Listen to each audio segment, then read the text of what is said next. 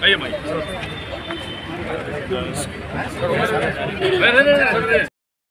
हिंद बरी सर हिंद बरी पाटिल ಅವರಿಗೆ ಸನ್ಮಾನ್ಯ ಶ್ರೀ ಪ್ರಿಯಾಂಕ್ ಪಾಟಿಲ್ ಅವರಿಗೆ ಸನ್ಮಾನ್ಯ ಶ್ರೀ ಪ್ರಿಯಾಂಕ್ ಖರ್ಗೆ ಅವರಿಗೆ ಸನ್ಮಾನ್ಯ ಶ್ರೀ ಪ್ರಿಯಾಂಕ್ ಖರ್ಗೆ ಅವರಿಗೆ ಸನ್ಮಾನ್ಯ ಶ್ರೀ ಅಲ್ಲಪ್ರಭು ಪಾಟಿಲ್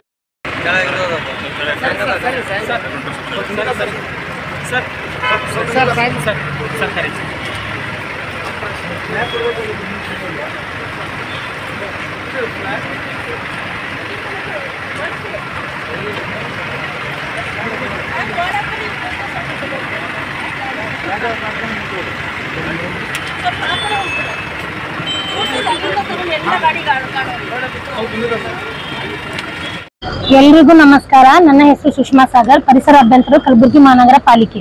ಸೊ ಇವಾಗ ಕಲಬುರಗಿ ಮಹಾನಗರ ಪಾಲಿಕೆಯಲ್ಲಿ ವಿವಿಧ ಯೋಜನೆ ಅಡಿಯಲ್ಲಿ ಇವಾಗ NCAP national clean air programme ಅಡಿಯಲ್ಲಿ ನಾವು ಸುಮಾರು 6 ಮಷಿನ್ಸ್ ನ ಪರ್ಚೇಸ್ ಮಾಡಿದೀವಿ.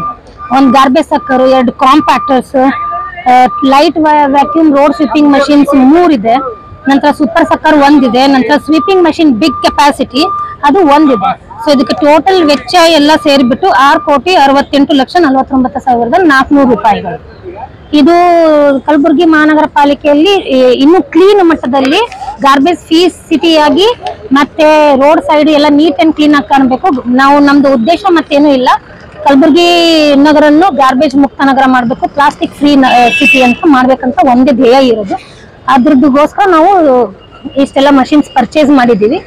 ಸೊ ಇವೆಲ್ಲ ಮುಂದೆ ಬರೋ ದಿನಗಳಲ್ಲಿ ನಿಮ್ಗೆಲ್ಲ ರೋಡ್ ಮೇಲೆಲ್ಲ ಕಾಣುತ್ತೆ, ವರ್ಕ್ ಮಾಡುತ್ತೆ, ಸಿಟಿ ನೀಟ್ ಅಂಡ್ ಕ್ಲೀನ್ ಕಾಣಿಸುತ್ತೆ.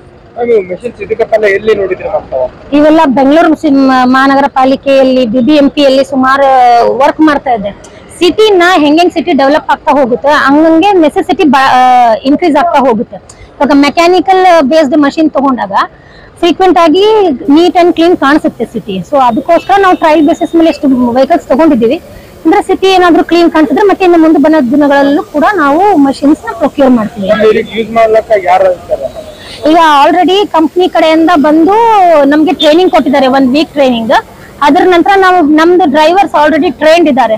ಸೊ ಟ್ರೈನ್ ಡ್ರೈವರ್ಸ್ ನ ನಾವು ಬಿಟ್ಬಿಡೋದು ಇವಾಗ ಫೀಲ್ಡ್ ಅಲ್ಲಿ ವರ್ಕ್ ಮಾಡ್ಲಿಕ್ಕೆ.